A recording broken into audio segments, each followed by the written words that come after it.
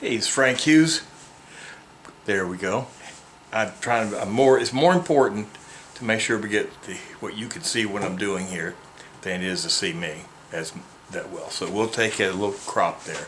Hey, what we've done, I went ahead and I ended up going ahead and doing that front ledge. There's nothing unique about that because it's a little narrow piece. I did use a foam brush and I didn't use a roller. This, on these large surfaces, I like to use a roller. One, it gets it, spread better, and there's less waste. So what I did, I have a little, that's what, about 4-inch plus roller that I bought, and it has a tray here, just like a regular. Just like you can buy this at Home Depot, which is where I got it. And what I do is I was going to show you what I do to large surface areas. This is all ready to go. So let's just go ahead. Now one of the things I also did, if you'll see, there's blue tape along this edge. And the reason being is this is where I want the seam to be, where it lines up nicely.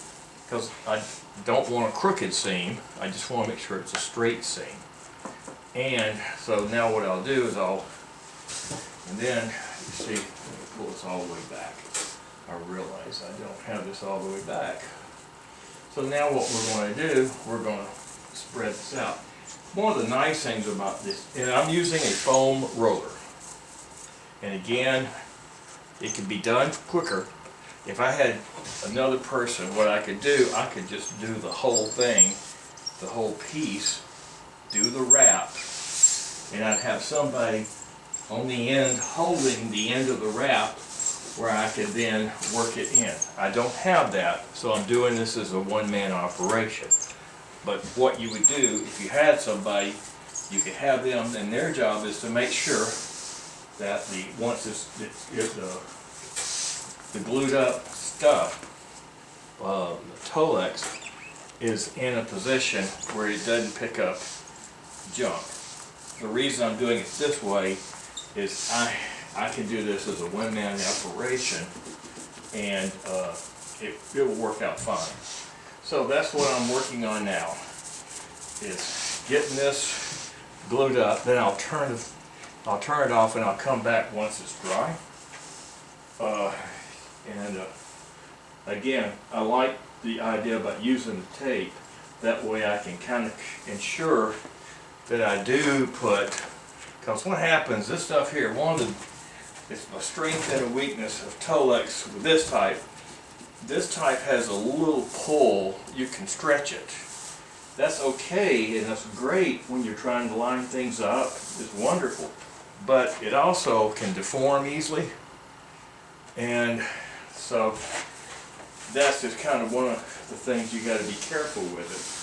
But for me right now, and you can control that deformation better, well not better, but you could, again, I'm trying to do everything all together, so the only way I feel comfortable in doing this is to make sure that I've got it basically lined up myself. Okay.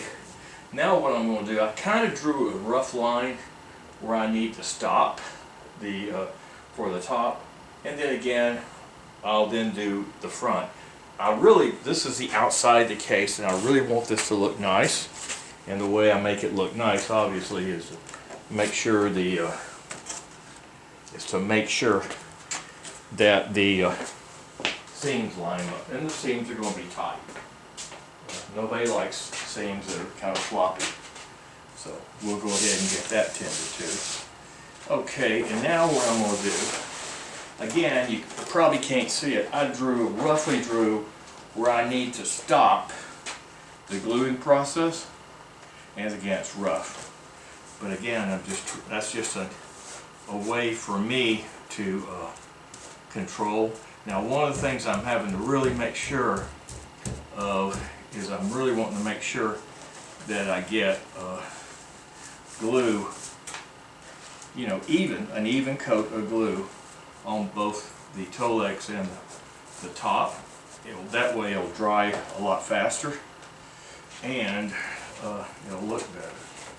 Now what I am going to do though is along that corner board I'm going to get one of my little foam brushes, and I'll run down there, and that way I can make sure that we've got good coverage.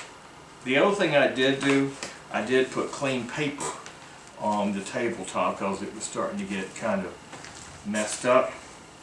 So I did put another covering of paper, that way I won't have to be fighting the problem of, you know, glue sticking to stuff I don't want it to stick to.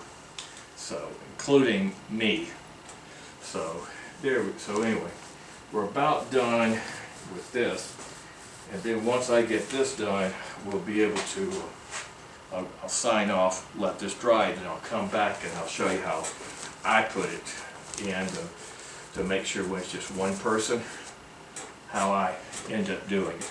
The other thing I do also is I use, and I'm going to prop this up in the meantime too, because I like to use dowels to kind of ensure that the vinyl or the Tolex sticks when I want it to stick, because that's kind of can be a real problem if you end up with this stuff right here. You can pull it apart, but what happens, you run the risk of having lumps underneath the vinyl, so I typically don't like to do that.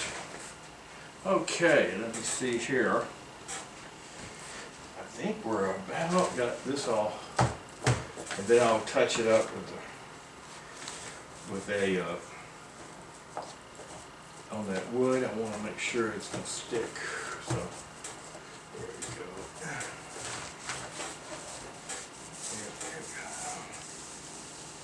Okay, and now we got that going for us. And you also really have to go past the edge of the seam just a hair, because you really want to make sure you have glue there, because that will ensure that your seam will hold. Now what I'm going to do, last thing, and then I'll sign off and we'll let it dry, and after it dries I'll come back. We'll go ahead and start putting the vinyl down. And again, the thing I really want to show you is on these large flat surfaces that it's really a lot easier making it level, and then using dowels to help guard, and just remove the dowels as you go along. So, okay, now I'm going to go here.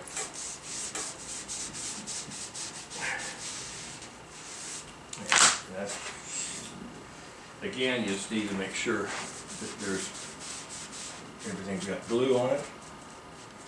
Okay, so make sure that looks good. That looks good. Okay, I think we're good now. So I'm gonna go ahead and I'll sign off, and then we'll move on. And literally, I see no reason, because it's like the old adage, boring is paint drying.